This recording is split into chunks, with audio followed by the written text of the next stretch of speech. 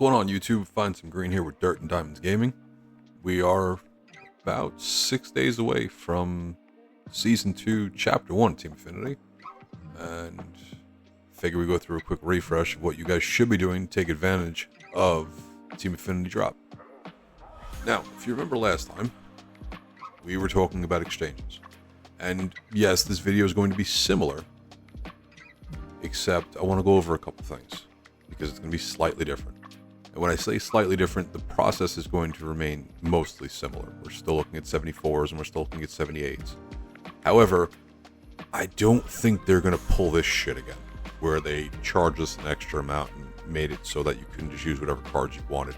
I think the feedback they got, based on everything else that they're changing for Season 2, they might go back to something similar to these exchanges, where it was just NL East players, which I don't know why they had to change it. I think they were just getting cute. With that said, the reason why it's going to be a little different this time around is Team Affinity is dropping the same day as a roster update. And what you're going to have to do, if you have any intention of doing exchanges, whether they be to exchange cards, which are usually your 74s, or if you're going to try to sell cards as they go up, which is typically your 78s if you're doing live series, their overalls are going to change. And you need to figure out who exactly you're going to go after, because depending on how they're playing right now, they may not be 78s come the day of the drop. They might not even be on a team come the day of the drop. Like, John Means has a legitimate chance of not being on the Orioles roster come the 7th. Unfortunately for him, he's going for Tommy John surgery again. And he's going to be on the IL for the rest of this year and into next year, and they're probably going to remove him from the team. So you could buy him for close to quick sell right now. But when you go to exchange him, he's not going to exist. Grayson Rodriguez is a card that you could buy for under quick sell right now. Well, let me rephrase that. He's over 76's quick sell. He hasn't been pitching poorly. He has a chance to go up. Or at least the last time I checked, he had a chance to go up. Let's take a quick peek and see what Grayson's done recently.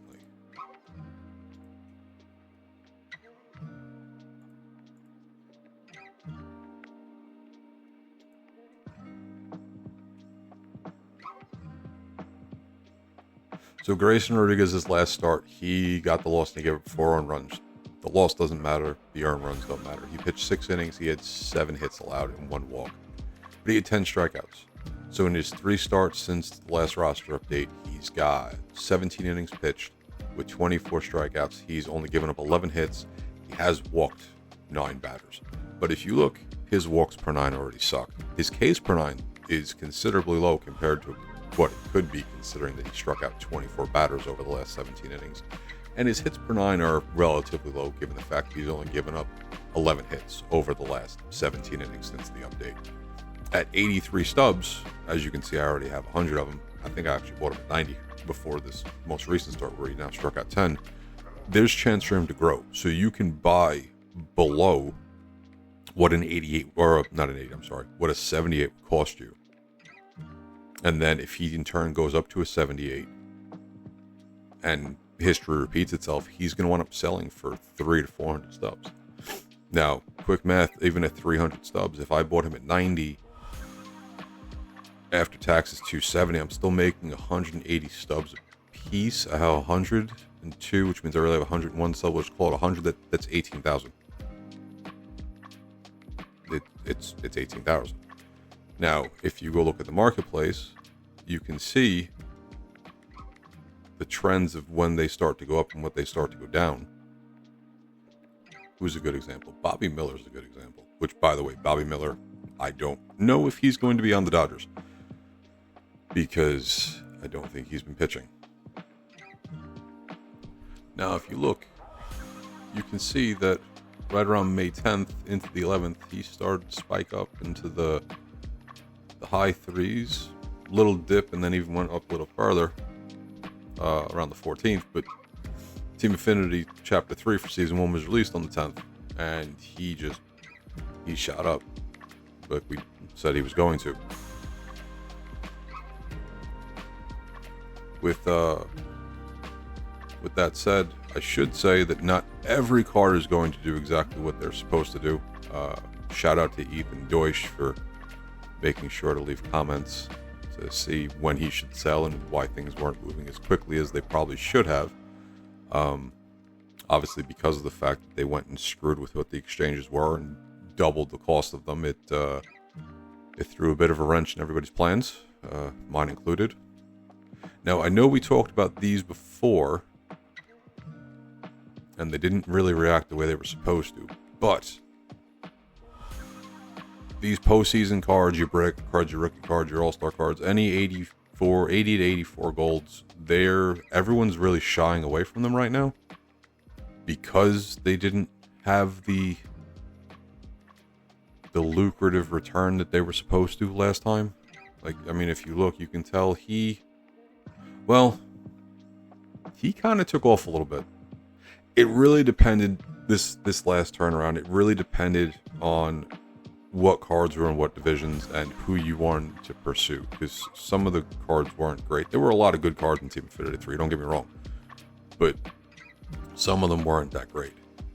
You can see that Kiki, he was down around 1100 for your buy now price, and then he shot all the way up to 1835. I think I wound up selling mine off around 15 and change, 16 and change. I bled mine out real slow just to see if things took off a little bit, because they did not explode as we thought that they would to start. I'm not buying as many this time at the moment. I might change my stance. As you can see, as the screen keeps flashing, I'm buying a crap ton of Christian Walker right now. I know this is supposed to be a Team Affinity video, but I will tell you that if you're not in on Christian Walker and you missed the first episode of Warming Up Wednesday, that Christian Walker he's playing pretty good baseball right now. Since the roster update, he's hitting 273, which isn't fantastic, but he's got 5 home runs and 11 RBIs, and he's walked 6 times. Over the last 7 days, though, he's hitting 296 with 2 home runs and 6 RBIs. So he's definitely heating up. Definitely heating up. There's still plenty of time to get in on him. As you can see, I'm buying for 16.12 right now. I don't know at what point you'll see this tomorrow. This video is probably going to go out at like 1 o'clock in the morning my time, which means most of you won't see it until at least 8 o'clock in the morning on Sunday, which means you probably won't see it till 10 o'clock, and that's if you catch it tomorrow.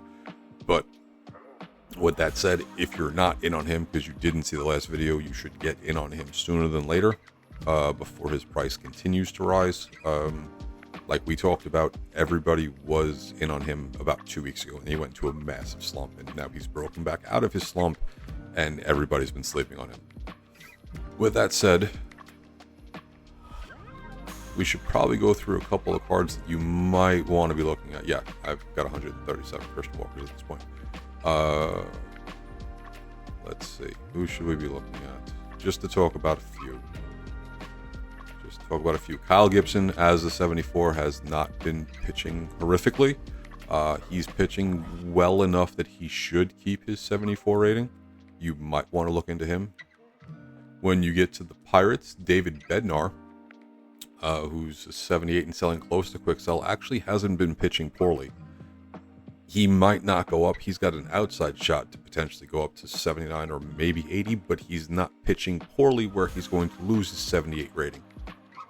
So buying him right now at 127 to 130, 135 stubs, it should be good. Don't look. I'm just checking his chart, but there's no reason to look at his chart, because when his price was up that high, he was still a gold. So that's going to be irrelevant. Edwards Olivares was playing better beforehand. I'm not sure if he'll keep his rating or not. I'm not that far into him. Freddie Peralta, yeah, you need to watch the Warming Up Wednesday video. I'm not going to go through everybody, but Freddie's back, or at least for now, Freddie's back until he decides to not be again. Bryce Wilson and Hobie Milner, both have been pitching well enough. They should keep their 74 ratings. So if you want to load up on them, they're both really close to quick sell. Again, these would be your exchange guys. I wouldn't be selling them. I'd be planning on using them for the exchanges. Jake Fraley, he's pretty close to quick sell. I think he's cooled off, but he should be or he should have done enough to at least keep his rating. Let's take a quick look. Yeah, he's hitting 304 over his last 7 games. He's hitting 217 over his last 15, but he's still hitting 278 for the season. He has no home runs to speak of except for one, and that was, I don't even know when. But it's not like they don't know that because his power ratings already suck. Hunter Green's actually been pitching pretty well. He should be able to keep his rating, but his price is, I won't say it's high enough where it's prohibitive, but it's high enough where it's kind of, I don't know if I want to bother. Alexis Diaz was actually pitching pretty well a week ago. As to whether or not he's going to go up, I'm not sure, but he is a quick sell. So whether or not he gets up to 80, no, I'm sorry, whether he gets up to 74 or not, that remains to be seen. Yeah, Javier Assad. I'm buying more.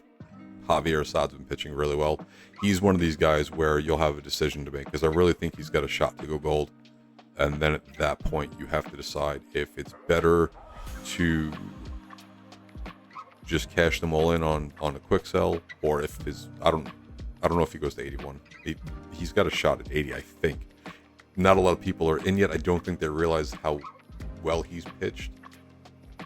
But the point here is that if he goes up, you're definitely in the stubs, because he's only 6 stubs above quick sell right now, 125. Right, if he goes up to 400, you're quick selling easy at 400. I'm sorry, if he goes up to 80, you're quick selling easy at 400, and you're making 260 plus stubs each, depending on where you get in. And then if he doesn't go up to 80, let's say he only gets to 79, well, he still is going to have a market for all the people buying for the exchanges. So you're still going to be in that 300 to 400 range anyway. Where's Nick Madrigal? Nick Madrigal is a good guy for your exchanges. Again, 25 stubs is quick sell. You can get him for under 30. A should be fine. Hunter Harvey has been pitching. He's kind of like Assad, where he's been pitching well enough that he has a chance to go up, and if he doesn't go up, you're still going to get to take advantage of people buying the exchanges. Who else do we got? Ramiltos from the other video. He's cooling off a little bit, but he might have done enough where he at least gets to 83. If not, he should be able to keep his 82 rating, if nothing else. Brandon Marsh has been okay. Whit Merrifield sucks. Edmundo Sosa has been playing really well, but he wouldn't be an exchange guy. He'd be a guy where you're buying in hopes of his rating going up. Christopher Sanchez has been pitching pretty well, but again, buying and hoping his rating goes up. It wouldn't be an exchange guy. The month of June is coming for Kyle Schwarber, which is usually the month he takes off at. That would strictly be an investment thing. We're not really talking about that. Who else have we gotten in on? Jake Berger's actually hitting the ball a little better lately. Tanner Scott's been pitching better lately. Actually, Tanner Scott's value has gone up a bit because I was buying him cheap this morning. Nick Fortes has been playing well-ish. I use the term loosely. It is the Marlins after all. Wasn't really planning on going through everybody's stats, but I don't want to tell you guys anything wrong. And just because I have 100 doesn't mean that I bought him recently. No, he's actually hitting 263 over his last 7 games and 231 over his last 15 with a home run and 5 RBIs. And given the fact that he's only batting 170 for the season, that would indicate he's been on a bit of a hot streak. I use the term loosely, but again, it should be enough where he keeps his 74 rating. The Braves, Chris Sale had a problem tonight. Ozuna's Ozuna, but again, we're not talking about those. Raziel Iglesias, he's actually been pitching better. You might want to look at him. AJ Minter, for when he's active, has been pitching well, and ignore the sell now price because that was from before they boosted him during the last update, because it'll cost you 125 to get in, but it's something you might want to look at. 74 wise, Jesse Chavez has been pitching extremely well. I expected his rating should go up, so if you're buying in for under 50, because that's going to be the cutoff where your 75 is for the next quick sell target, then you should be in the money there. At this point, I think you guys get the gist of it. John Gray was pitching well and he got hurt. He's been on the IL for a bit. I don't think his rating will go down. I don't know if they keep him on the roster or not. Leodis Tavares has been playing pretty decently. Ezekiel Duran's been playing pretty well for his rating, well enough that, you know, you should feel pretty comfortable grabbing him. I'm not going to go check Jankowski. I don't remember, to be honest. Obviously, I bought some. But yeah, you get the gist of it. So you can go to MLBTheShow.com. I'm sorry. It's not MLBTheShow.com. I'm a moron. You can go to MLB.com and you can search by different players. You also can go to Fangraphs, and Fangraphs will let you search by specific dates. If you do MLB The Show, then you just go to splits to see what they've been doing over the course of the season. You go to game logs, check their most recent games. Fangraphs, again, will let you check through the dates, and it'll show you what they've done over that course of time. And that's pretty much what you're looking at for those. Again, you can do March to October. I keep telling you people to do March to October. I need to do March to October. I never actually get to do March to October. You're going to want to play March to October up until about 5 games before the All-Star break. I would tell you to stop no later than June 10th. I probably would stop, July 10th. I'd probably tell you to stop about July 8th, just because if you play till the 10th and then they auto-sim because you're on a hot streak, you're going to have a problem. It'll sim you through and you'll credit for stuff that you don't need. Alex Bregman's actually been decent, by the way, if you wanted to look at it. I hate the Astros, but he might be somebody you might want to take a peek at. Jake Myers from 3 weeks ago, yeah, he's been taking off. What else can I tell you about? Let's see. Barry break cards. You're not gonna be able to use them for exchanges, but if they release another season collection like they did with Vladimir Guerrero Jr., there's going to be a need for them, and they have been going for relatively close to quick sell. I know that I've mentioned them in other videos before. I don't really care that I mentioned them in videos before. I don't know if you guys care that I mentioned other videos before. The reason why I keep mentioning them is that unless something has drastically changed, which it really hasn't, you can get them for pretty close to quick sell. I mean, at this point, within 100 stubs of quick sell. Like, I think I own, I've got 11 pages. I've got 5 Dehigos. You know, I probably should have bought more, but I've been buying up everything else too. I don't know what they're going to go up to, but I do know that a lot of people got them and got rid of them. Oh, speaking of getting and getting rid of, I wanted to make sure to make this point. We got a whole bunch of cards from this program, right? We got a whole bunch of cards from the recap program, and you got all of these packs, especially all of these early packs. And a lot of you most likely had almost all these cards. I know I had a pretty decent chunk of just about every card they gave us, to the point where, I didn't really need any of them. And the ones that I got, unfortunately, every single pack was nothing but base round. My luck is horrific. With that said, yes, you can use them for exchanges.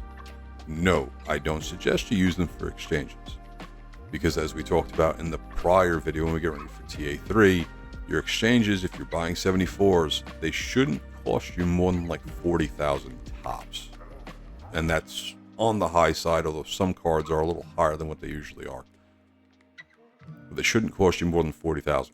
If you quick sell every single card that was a duplicate they gave you that you can't put on the market anyway, you're gonna have more than 40,000 there. I can't stress enough that I know that it's easier, but it's smarter to buy the cheaper cards and do the exchanges. And I know it's more time consuming. Now, I know we talked about this too, but for anybody who missed the last video, when you go to do your exchanges, let's see, which one didn't I complete? Nope, I did that one. I think it was here. Yeah, so let's say, who's a good example here? Yeah, right? We're going to type in 55. It only takes 17. It takes the 17, it leaves me with the rest of them. And it's the quickest way to do it. This way you don't have to sit there and figure out each card is an individual thing. It'll only take what it needs. It won't take more than what it needs. And just to show you that it works no matter what, let's say here, we've got 7 hem, 55. It'll just take the 7. It won't tell you that you don't have enough with the order that you try to put in. It'll just take whatever you actually have. I wish I would have mentioned that sooner for everybody who didn't last through the video, but I just thought of now because I'm trying not to give you guys all the same tips and tricks from the last one. With that said, if you've made it this far, I'd appreciate you considering leaving a like, clicking subscribe, and hitting the noti bell. It helps us defeat the algorithm.